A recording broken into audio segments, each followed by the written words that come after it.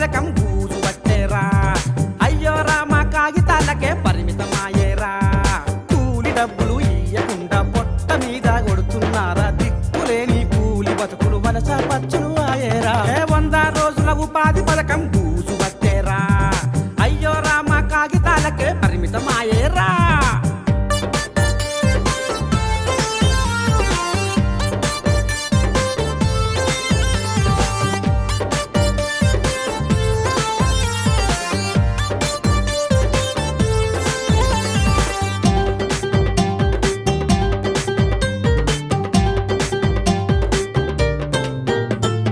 సోనియమ్మ తెచ్చిన చట్టం పేదలకప్పుడు కట్టే పట్టం. కష్టానికి తగ్గ ఫలితం ఆనాడు వచ్చేదిరా.